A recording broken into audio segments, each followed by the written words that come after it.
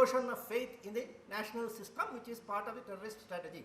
So what happened in Bank of India is not only an attempt to steal passwords of visitors to that site, it could lead to failure of that particular bank, defamation of the banking system in India, and larger consequences. Third one, employment fraud. Recently, a doctor in Bangalore got one email stating that based on whatever information they got about this gentleman, they are offering him a particular job in Nigeria. Salary $18,000 per month. Okay. So this doctor was quite happy. There was a hospital name mentioned. He also went to the website and saw there was a hospital by that name. So he thought this hospital is what is sending me a job offer, and he wanted to take that offer. Then when he accepted the offer on the email, they sent back saying that please send your photocopies of passport etc. for visa processing, and also remit $1,850 towards charges. You know that anybody who gives you employment will expect 1 month salary, 2 months salary. So this person also thought he's asking $1,850 for $18,000 salary. So he was happy. He remitted that $1,850. He went to the bank. The bank gave the foreign exchange. Money was remitted, and it was the end. He lost $1,850. There was no employment. This is a typical fraud which is happening today.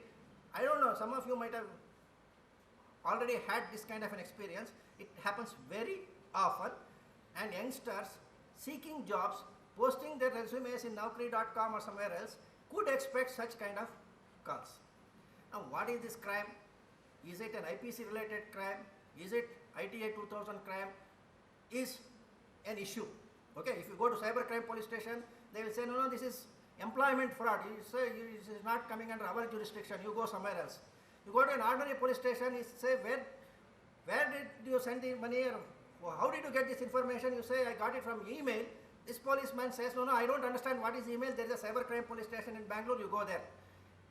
This victim will go from one police station to another police station, not knowing whether it's a cybercrime case to be handled by cybercrime police station Bangalore, or a normal police, case which has to be handled by the Belgaum police. This is typically the problem which we are having. This SMS and phone spoofing. Very recently, this was even demonstrated on the TV. What was done on the TV? A call was put to the Deputy Minister of State, Home Affairs, Central Government, as if the call was coming from the Home Minister. When this was a demonstration on the TV screen, so the minister received a call from his boss. You can imagine how such a thing could be misused. An instruction could be passed on by the head of the state to anybody else below, and some orders may be passed. This was of course a voice call which was put. More than the voice call, SMS spoofing is more dangerous, because voice call at least you know who is at the other end. You will disbelieve if the voice doesn't tally with your friend's voice. But SMS, it comes in text, you get an SMS, and let us say from the Chief Minister of the state, if there was one in the state of Karnataka, and you may think it is an official instruction and you may act on that. Okay, this is called SMS spoofing. Email spoofing happens very regularly. This SMS spoofing and this voice call spoofing is the latest trends. These were not known, these offences were not known in 1999 when the act was drafted. So let us see how the current act will tackle this. Other one, NPA, National Police Academy, the apex training institute of the country for police. Their server was hacked and a phishing site was hosted there. You know what is a phishing site? Phishing site is, normally it happens in the case of banks. Instead of going to www.icicibank.com when you want to go, you are actually taken to a false website which looks very much like ICICI Bank site. And if you are a customer and you put your login ID and passwords, that will be captured by the false site owner. This is what we call as phishing, phishing for passwords. So such a phishing site of I think Bank of America was hosted in NPA web web server. This is not to criticize NPA, please don't misunderstand me. Sometimes when I give these examples, somebody who is responsible for that suddenly thinks that I am criticizing them. It has happened to banks, it has happened to software companies who are supposed to be experts in security. What is important is it can also happen to the police websites. There were cases where police websites were defaced. You see the changing trend. The people are not interested in defacing and having a false prestige that I have defaced 100 websites. Now the point is to capture these websites and act through the websites and do something which can harm the people more. Okay.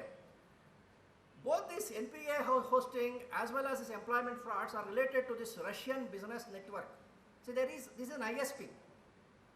This is an ISP in Russia which is having the credit of hosting more than 50% of the global phishing sites, in the sense that this RBN is a facilitator of cybercrime on a global scale. If you want to be a fisher, then you have to host your site here. They don't give the facility to everybody who is willing to pay the money. I understand they have got a test. In the test you have to pass through, and what is the test? You should be a proven identity theft person. If you have in the past has successfully shown you have been able to be a thief, then only you will get entry into this. It is like your underworld people who will test you with some criminal activity before you are taking in there. Then they may give you a protection facilities, they will give you better guns and other things so that you can go and do more harm to the society. Such a network exists. It exists in Russia and it is attacking India, USA and every other countries. Now what is this sort of a cyber crime? Is it recognized under ITA 2000? If you recognize it, can you take action? Obviously you cannot take legal action because that is protected by USSR potential political people. What else is there? Can you block this site? Can you counter hack this site? These are all the issues which will come into discussion in this. E-extortion. This is another very interesting cyber crime. What people do here is, you have got your computer, you have put a lot of important files there. One day when you open, all the files are encrypted and you don't know the password. Somebody else has come to your website and your My Documents folder is encrypted. After a few hours, you get an email from this person saying that, I know that you are not able to see your files. If you want to decrypt it, I have the password. If you are willing to pay me $100, I will send you the password. It is like somebody coming to our house, locking us in the room and then saying, if I want to release you, you have to pay me money. This is e-extortion. Even some Indian websites have suffered this. One of the latest other things which is happening is called internet leeching. All of you are aware of this leech, jigade anta heltivala adu. It actually sucks blood. This internet leeching sucks the bandwidth or internet connectivity of somebody else. I have here a Wi-Fi connection. If I connect my laptop, if there is a Wi-Fi network here, my computer will detect it.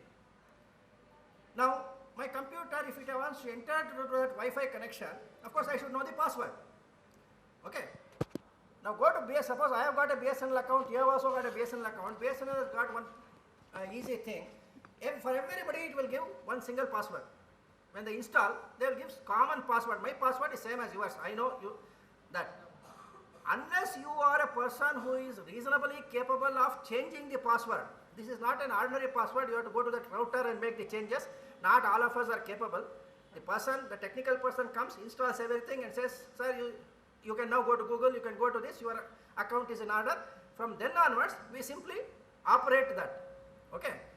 Because BSNL gives a standard passwords to thousands of their customers, whoever has not changed the password, I know their password.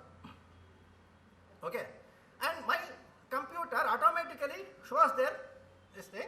If I want, I can enter into their internet account and whatever I do here will be billed onto the other person. Imagine the case of a flat in Bangalore.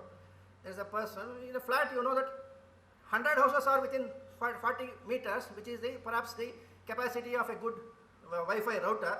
So I can get into the internet account of anybody here who is dumb enough not to change the password, and 70% of us are in that category. Don't worry about that. There was one such case in Bangalore. A person has lost 1.2 lakhs, 2 months.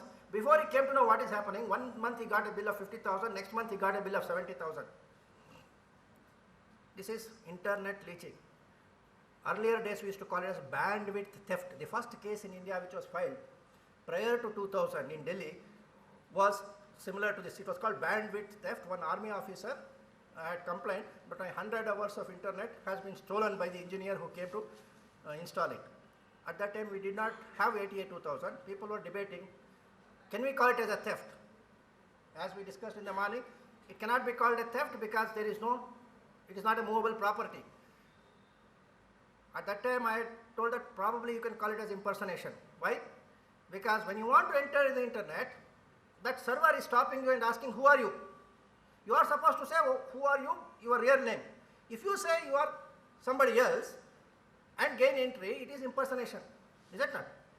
The internet account is yours, so the sentry will ask, what is the name? If I give you your name, he believes I am genuine and he will allow me in. So it's impersonation more than anything else. But today, ITA 2000 is there. Probably we can see whether it can come under ITA 2000. These are the emerging trends of the cyber crime.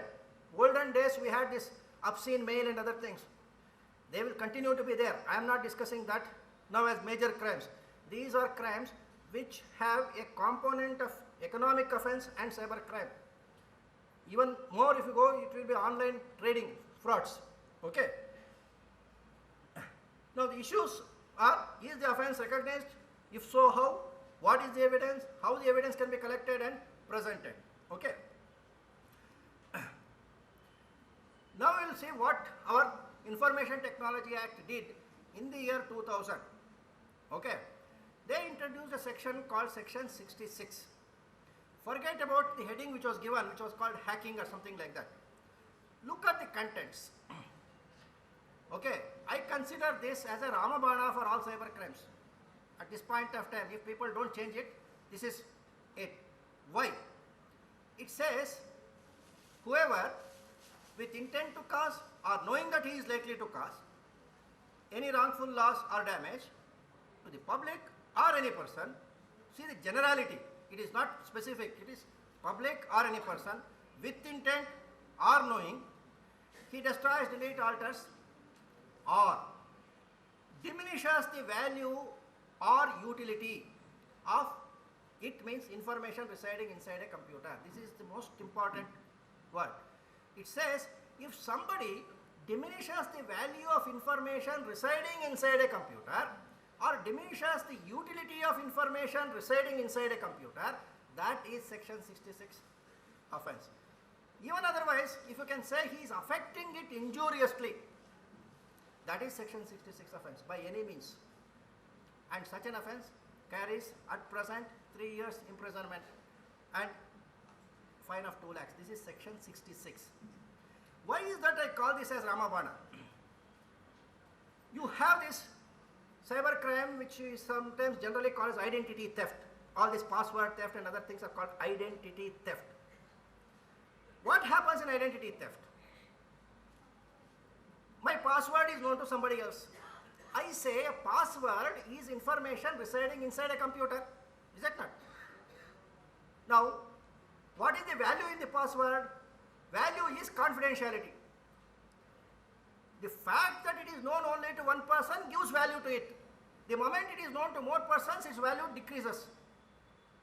So, loss of confidentiality is diminishing of the value of any information if it is supposed to be a confidential information. Section 66 says if there is a diminishing in the value of information residing inside the computer, then that is one of the offenses recognized under this, subject to this causing wrongful harm or something like that. Okay. So any password theft, in my opinion, can be interpreted as diminishing the value